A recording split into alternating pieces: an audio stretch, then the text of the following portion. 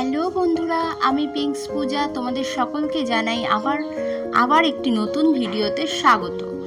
তো আমি আবারও চলে এসেছি তোমাদের সামনে নতুনত্ব একটা রেসিপি নিয়ে। তার জন্য আমি নিয়েছি মাছের ডিম। এবার একটা কড়াইতে নিয়েছি কিছু পরিমাণ জল, আর তার মধ্যে দিয়ে দেব লবণ। তারপর সেই জলটাকে গরম হতে দেব। আর উপকরণ হিসেবে আমি যেই সমস্ত জিনিসগুলো নিয়েছি সেগুলো তোমাদের ভিডিওর প্রথমেই দেখিয়ে দিয়েছি, আশা করি আর আলাদা করে বলতে হবে না। এবার আমি মাছের ডিমগুলোকে সেদ্ধ হওয়ার জন্য জলের মধ্যে দিয়ে দেব। খেয়াল রাখতে হবে মাছের ডিমগুলো যাতে বেশি সেদ্ধ না হয়ে যায়, আর জলের মধ্যে দিয়ে কিন্তু বেশি নাড়াচাড়া করা যাবে না।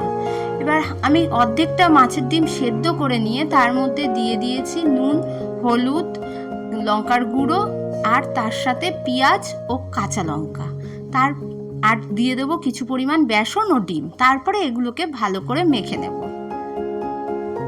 ভিডিওর প্রথমেই জানিয়ে রাখি, এই রেসিপিটি আমি বানাচ্ছি শেফ অতনুর রেসিপি থেকে ইন্সপায়ার হয়ে। তো রেসিপিটি আমার খুব ভালো লেগেছিল। আমি পার্সোনালভাবে ওনার রেসিপি খুব ফলো করি, আমার খুব ভালো লাগে ওনার রেসিপিগুলো। তো উপকরণগুলো তার মধ্যে থেকে আমি কিছুটা নিজের পছন্দ মতো উপকরণ এখানে অ্যাড করেছি ঘরোয়া পদ্ধতিতে খাওয়ার জন্য।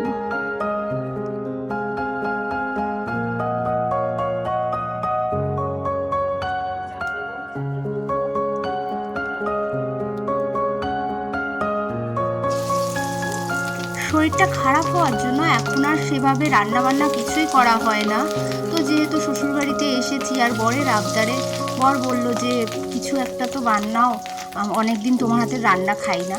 তাই জন্য আমি ভাবলাম যে তাহলে কিছু একটা বানানো যাক। তোমাদের দাদাভাই যেহেতু বাড়িতে রয়েছে, সবসময় ও বা মামুনি রান্না করে, আর ওই বাড়িতে মাই রান্না করে। আমার যেহেতু শরীরটা খারাপ, তাই আমাকে এখন আর কেউ রান্নাবান্না কিছুই করতে দেয় না সেভাবে। আর বেশিক্ষণ আমি এই অবস্থায় দাঁড়িয়েও থাকতে পারি না।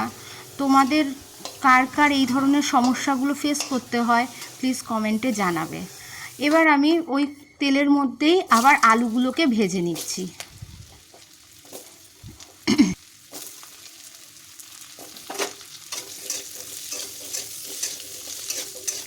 আর একভাবে বেশিক্ষণ দাঁড়িয়ে থাকার ফলে না প্রচণ্ড পরিমাণে কোমরে ব্যথা হয়, আর ইদানিং দেখছি হাঁটা চলা করতেও খুব সমস্যা হচ্ছে।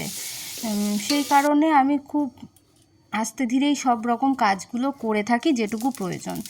এবার কড়াইতে একটা তেল নিয়ে এবার ওর মধ্যে দিয়ে দিয়েছি জিরে আর পেঁয়াজ কুচি, আর তারপরে আমি দিয়ে দেব এর মধ্যে নুন, হলুদ, লঙ্কার গুঁড়ো পরিমাণ মতো।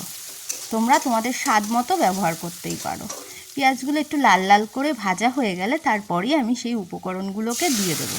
আর তার সাথে দিয়ে দিচ্ছি আদা রসুনের বেটে রাখা পেস্টটা আর টমেটো। ছোটোবেলায় মা যখন বলতো, দেখবি কোনো কাজ না করতে পারলেই বলতো এই কথাটা। জানি না তোমাদের মারাও এই ধরনের কথাবার্তাগুলো শোনায় কি না, যে মা হ তখন বুঝবি মা হওয়ার জ্বালাটা। কী ভাবিস আমরা কি এমনি এমনি মা হয়ে গেছি? আমাদেরও অনেক কষ্ট সহ্য করতে হয়েছে। এখন সেই জিনিসগুলো ফিল করি প্রত্যেকটা মুহূর্তে, যে সত্যি একটা মেয়ে সে যখন পরিণতভাবে মা হয়ে ওঠে তার কষ্টটা যে কতটা। ঠিক আবার তার পরের মুহূর্তে যখন সেই বাচ্চাটিকে হাতে পায়, সেই আনন্দটার কাছে সেই কষ্টটাকে আর কষ্ট মনে হয় না। প্রত্যেকটা মেয়েরই হয়তো এই অনুভূতিটাই হয়। মশলাগুলো ভালো করে ভেজে নিয়ে তার মধ্যে আমি দিয়ে দেব মশলা ধোয়া জলটা। মশলাগুলো ভালো করে ভেজে না নিলে কাঁচা পেঁয়াজ আদা রসুনের স্মেলটা বেরোবে, সেই জন্য আমি মশলাগুলোকে ভালো করে ভেজে নিলাম।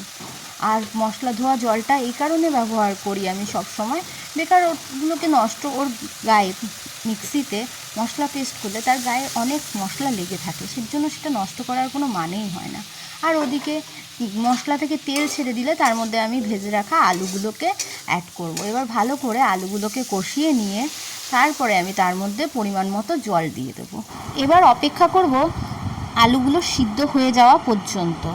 আলুগুলো সিদ্ধ হয়ে গেলে তার মধ্যে আমি ভেজে রাখা ডিমের বড়াগুলোকে এক এক করে ছেড়ে দেব। তারপরে বড়াগুলোকে 10 মিনিটের মতো একটুখানি সেদ্ধ করে নিয়ে আমি নামিয়ে নেব।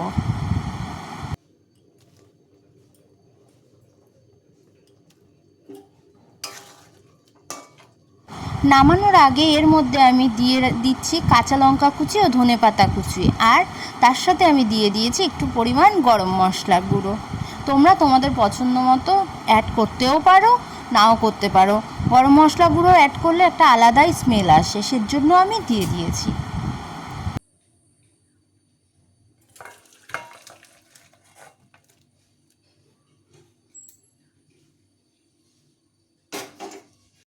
এবার আমি মাছের ডিমের কারিটিকে গরম গরম ভাতের সাথে সার্ভ করে নেব। দেখি আজকের এই রেসিপিটা তোমাদের দাদাভাইয়ের কেমন লাগে। আজ ভিডিওটা এই পর্যন্তই, আবার দেখা হবে পরবর্তী ভিডিওতে। আজকের জন্য টাটা।